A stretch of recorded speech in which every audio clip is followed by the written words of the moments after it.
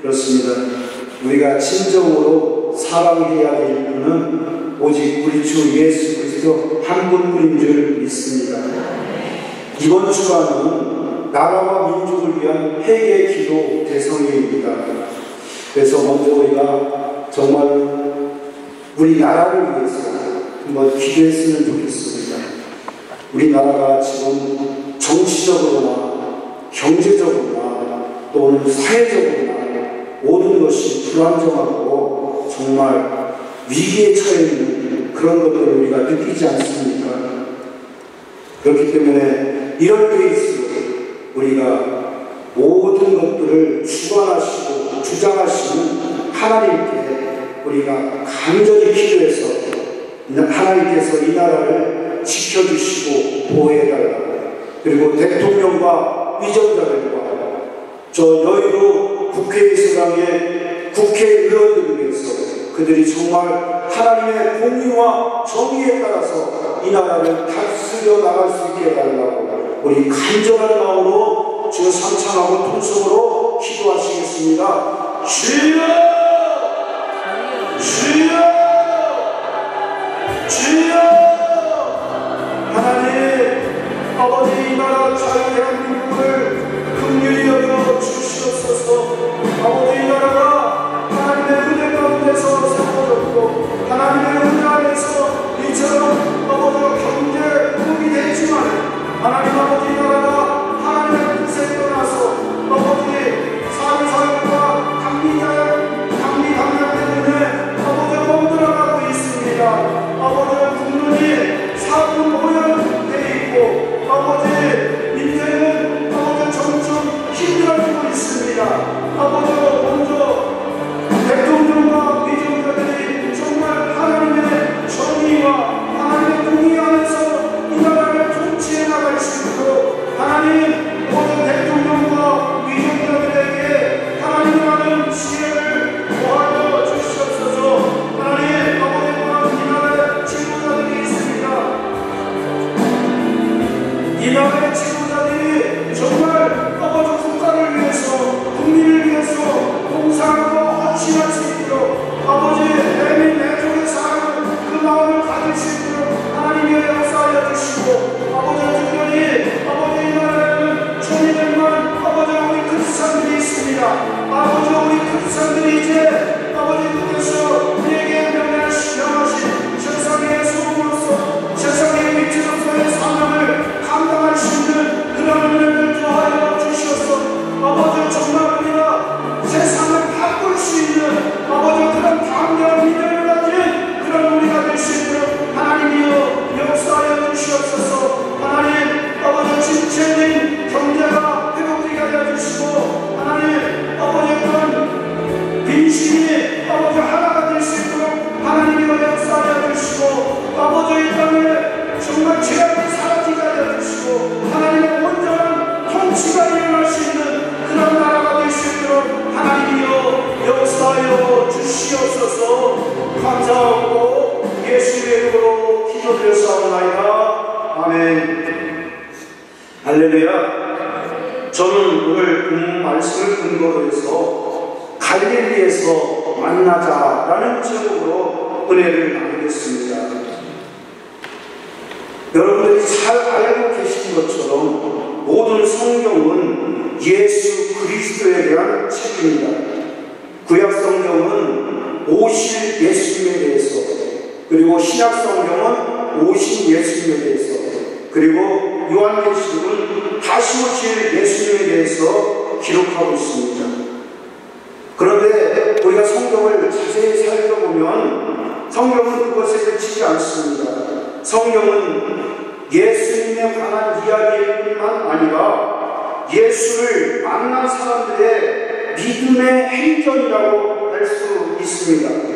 믿음의 본보기라고 할 수 있습니다. 디모데후서 3장 16절부터 17절 말씀은 모든 성경은 하나님의 감동으로 된 것으로 교훈과 책망과 바르게 함과 의로 교육하기에 유익하니 이는 하나님의 사람으로 온전하게 하며 모든 선한 일을 행할 능력을 갖추게 하려 함이라고 말씀하고 있습니다.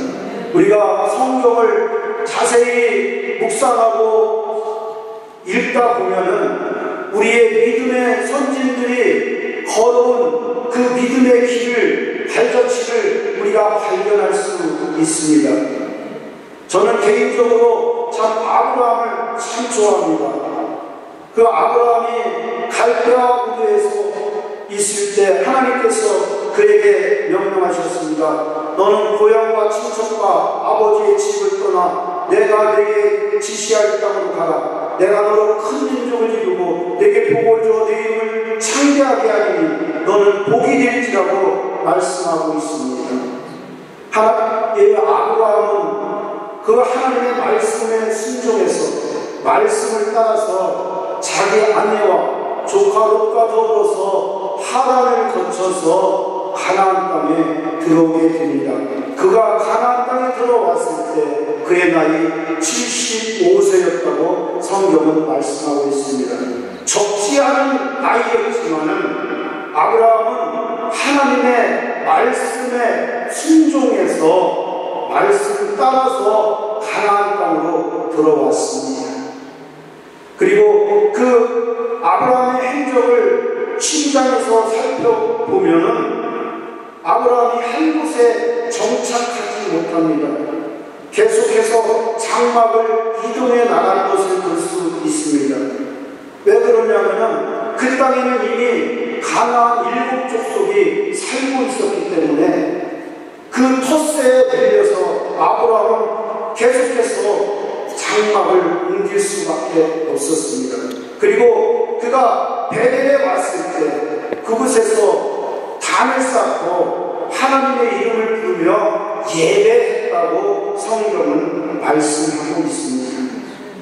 하나님께 예배드린 후에도 아브라함은 계속해서 장막을 옮겨서 남쪽에 있는 네게부까지 내려갑니다.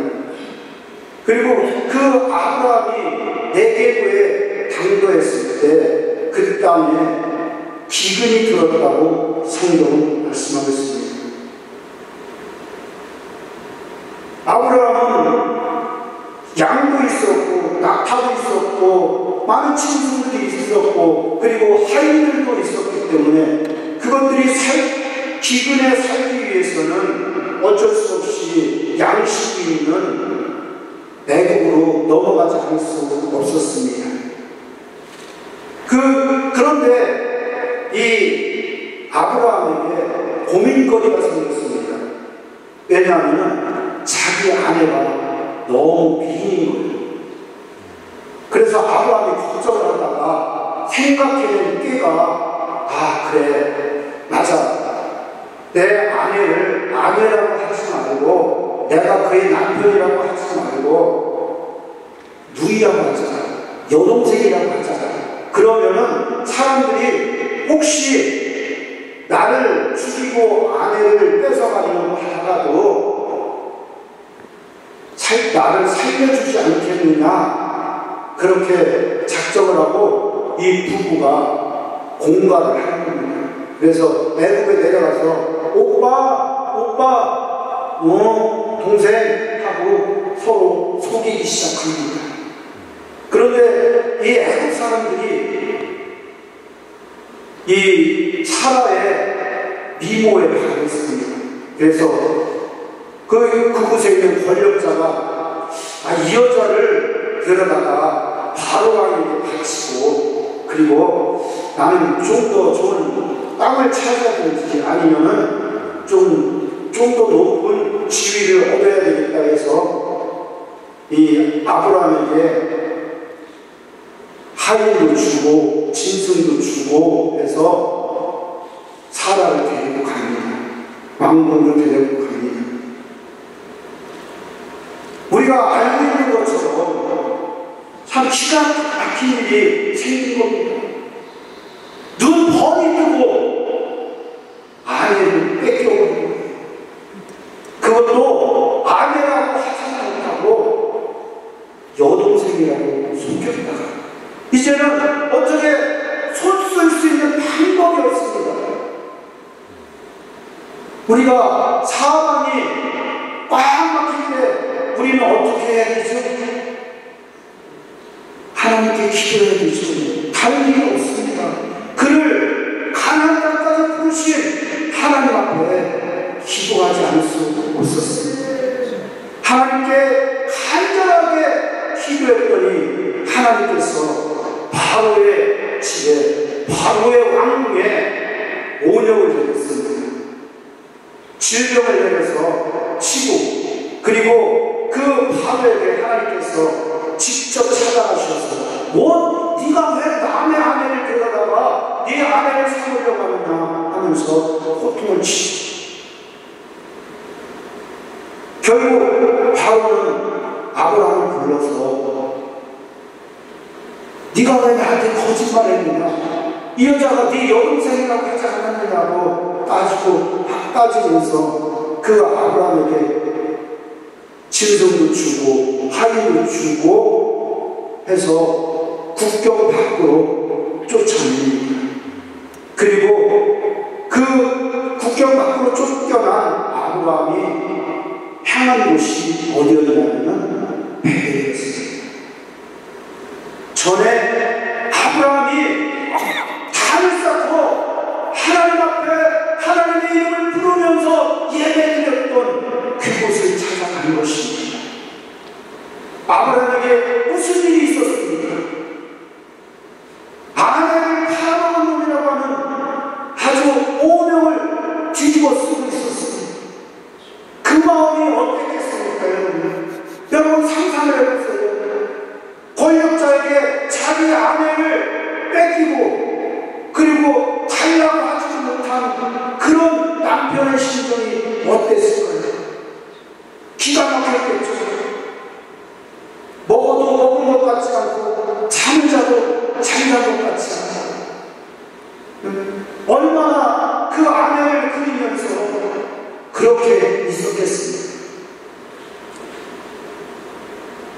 그런 그 아브라함의 베델을 찾아갔습니다.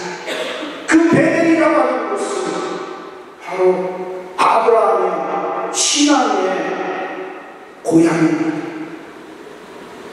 우리가 세상에서 힘들고 어려울 때 어디로 찾아갑니까?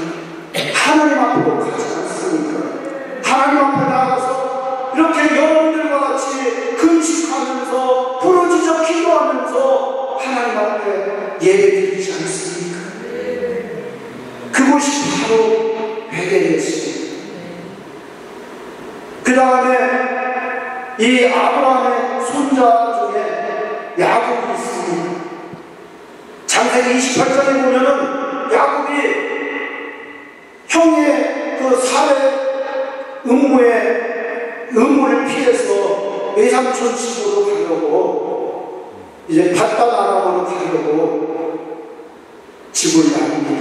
그리고 그가 베델에 도착했을 때 해가 졌습니다.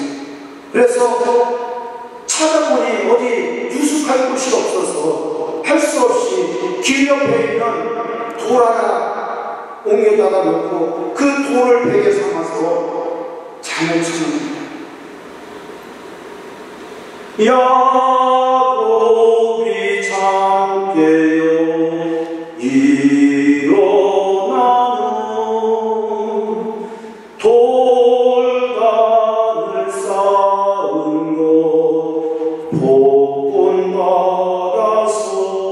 야곱은 그 밤에 하나님을 베델에서 만났습니다. 그 할아버지 아브라함이 만났던 하나님을 야곱이 만났습니다. 야곱이 지금 어떤 상황입니까? 정든 집을 나와서 청처 없이 나그네 길을 가고 있었던 야곱입니다. 이제 앞으로의 그의 인생이 어떻게 펼쳐질지 막막할 만한 그런 상황 가운데에서 야곱이 하나님을 만난 것입니다. 그 야곱이 자기가 베고 창자던 돌베개를 세워놓고 그리고 그것을 제각으로 삼아서 기름을 붓고 그곳에서 하나님을 예배하고, 하나님, 내가 저 외삼촌 집에 갔다가 무사히 돌아오게 되거든, 이곳에 돌아오게 되거든, 하나님, 내가 하나님께 11조를 드리겠습니다. 하나님, 나를 지켜주시옵소서. 내가 어디로 가든지 나를 지켜주시고 나를 보호해 주시옵소서 하고 야곱이 하나님께 기도합니다. 그리고 다시 길을 떠나서 바단 아람으로 갑니다. 외삼촌 집에 도착했습니다. 그런데 그 야곱의 상황이 어떻게 변합니까? 무려 20년이라고 하는 세월 동안을 야곱은 외삼촌 라반에게 속아서 무료봉사를 하는 것입니다. 대신에 4명의 아내를 얻었고 11명의 아들과 1명의 딸을 얻었습니다. 그때 하나님께서 내 아버지 집으로 돌아가라고 말씀하시죠. 그래서 이 야곱은 모든 재산을 챙기고 자식들을 챙기고 해서 길을 떠나서 아버지가 있는 가나안 땅을 향해 나갑니다.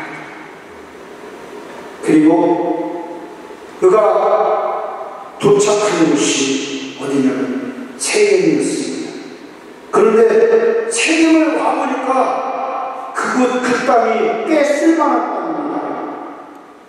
그래서 그곳에서 땅을 사서 100크리스타라고 하는 돈을 주고 땅을 사서 집을 짓고 우리간을 짓고 이제 정착할 준비를 하는 거예요.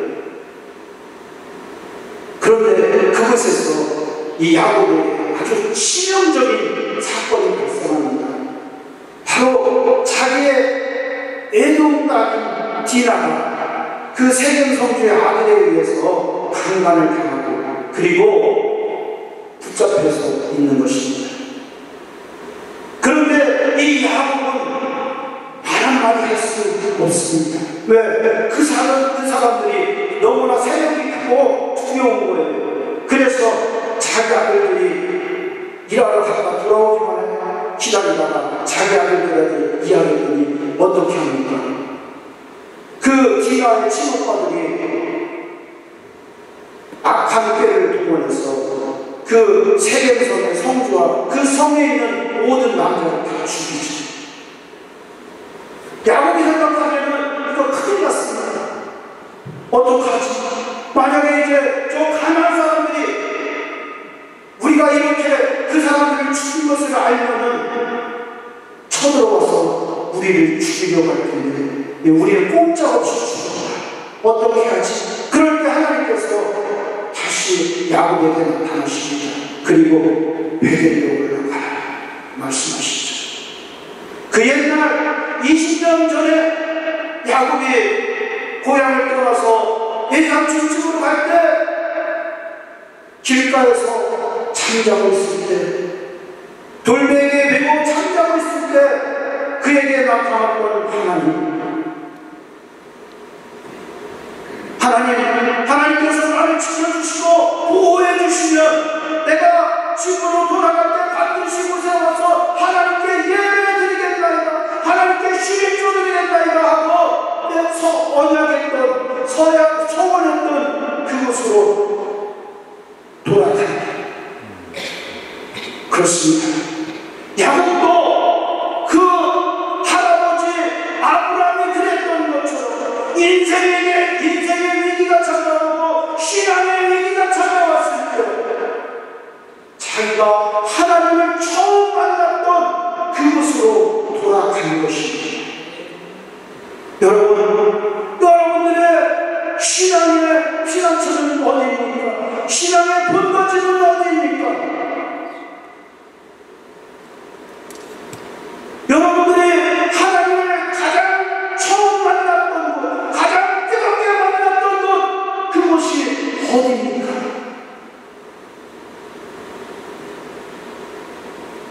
우리는 그곳을 저는 갈릴리라고 이름을 지었습니다. 오늘 오늘 제목이 뭐라고 했습니까? 갈릴리에서 만나자. 예수님에게는 12 제자가 있죠. 예수님께서 택하시고 부르셔서 무려 3년이라고 하는 세월을 그들과 함께 먹고 그들과 함께 잠자면서 온갖 신앙교육을 다 시키셨습니다. 귀신을 쫓아내고 나병 환자를 치료하시고 중풍병자를 치료하시고 또 혈루병 들여인을 치료하시고 모든 병을 다 고치시는 모든 것들 위해 제자들이 함께 있었습니다. 그 정도 되면은 우리는 아마 신앙이 하늘을 날아갈 수 있을 것 같지 않습니까? 그런데 이 예수님의 12 제자들이 하는 일들을 보면은 도대체 예수님을 따르는 제자들이 맞는가 할 정도로 의심이 들 정도로 너무나 우리가 보기에 답답한 행동을 합니다. 그런데 여러분, 저는 성경을 다시 읽으면서 깨달았습니다. 그들의 하는 행동들이 결코 지쳐진 행동들이 아니라는 것이죠. 어느 누가 신앙 가진지 예수 믿는지 교회 나온 지 3년 만에 그와 같이 놀라운 신앙을 소유할 수 있겠습니다. 이 예수님의 12 제자가 오순절날 마가다라 땅에서 성령 세례를 받은 다음에 어떻게 합니까? 그 전에는 그 유대인들이 두려워서 꽁꽁 숨어서 있던 이 예수님의 제자들이 과감하게 담대하게 나가서 예수를 전하기 시작합니다. 너희들이 하나님께서 보내신 하나님의 아들을 죽였느니라 얘기하라 담대하게 선포하는 것입니다. 우리가 과연 그런 신앙을 가질 수 있습니까?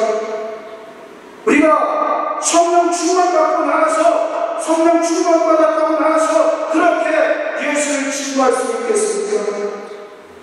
또 예수를 위해서 신앙을 위해서 복음을 위해서 우리 한 목숨 주저하지 않고 내어드릴 수 있는 그런 믿음이 우리 안 가운데 있습니까? 그런 제자들이었는데 그들이 성령 받기 전에는 어땠습니까? 마태복음 26장에 가면은요 31절에서 예수님께서 말씀하십니다. 오늘 밤에 너희가 나를 버리고 다 도망가는데 네 이미 스가랴서 13장 7절에 말씀하고 있어. 내가 목자를 치니 양이 다 흩어지게 될 것이라고 주님께서 말씀하시죠. 그러자 베드로가 뭐라고 얘기합니까? 주님, 다른 사람은 다 도망가고요 저는 결코 그런 일 없어요 주님. 그러자 주님께서 말씀하시죠. 내가 오늘 다 보기 전에 3번 나를 부인하리라. 그럼에도 불구하고 베드로는 아직도 자기 마음을 믿어요. 자기 신앙을 믿어요. 자기 의지를 믿어요. 그리고 주님께 말씀드려요.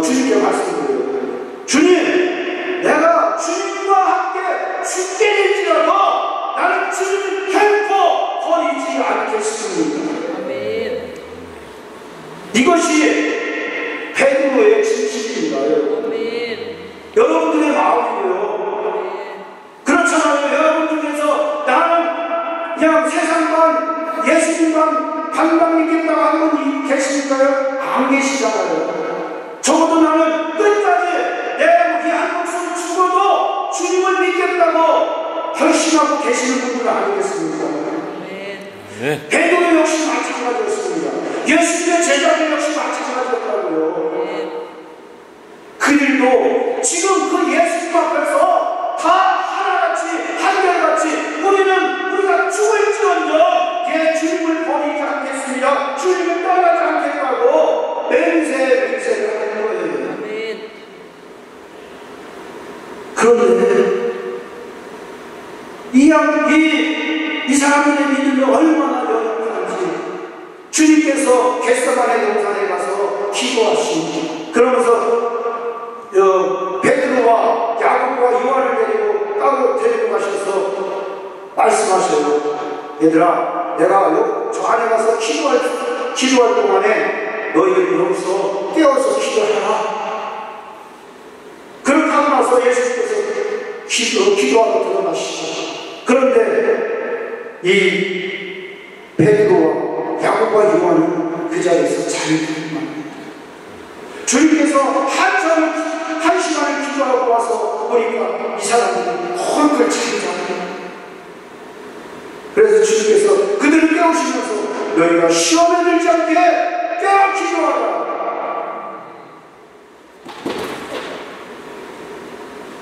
주님께서 말씀하시죠. 그럼에도 불구하고 결국 이 베드로와 야고보와 요한은 깨어서 기도하지 않습니다. 이 베드로와 야고보와 요한은요, 예수님의 그 12 제자 중에서도 가장 선두분입니다. 가장 믿음이 좋아서 예수님께서 늘 이 사람들을 데리고 많은 것들을 가르치셨던 것이죠. 그럼에도 불구하고 이 베드로와 야고보와 요한은 예수님께서 지금 가장 위기 가운데 빠져서 고민하고 슬퍼서 마음이 죽게 되었다고 말씀하고 있는데, 그럼에도 불구하고 깨어서 기도하지 않습니다.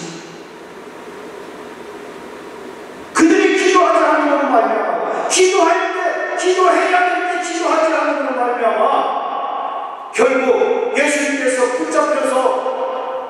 붙잡히시자 예수님을 놔두고 다 도망가고 있습니다. 한 사람도 남지 않았습니다. 왜? 내 목숨이 중요합니다. 위기 가운데 닥치니까 내 목숨 먼저 생각하는 거예요. 나 먼저 생각하는 거예요. 주님이 어떻게 되든 상관이 없는 거예요. 사랑하는 여러분, 이게 육신적인 신앙의 한계입니다. 그래서 그 제자들은 전부 다 예수님을 배반하고 결국 예수님께서 십자가를 못 박혀 죽으실 때도, 그 십자가를 지시기 위해서 골고다 언덕길을 오르실 때도 12 제자가 아니라 다른 제자가, 불의 네 사람 시몬이 예수님 대신에 예수님의 십자가를 짊어지고 가는 겁니다. 그거 누가 져야 되는 거예요?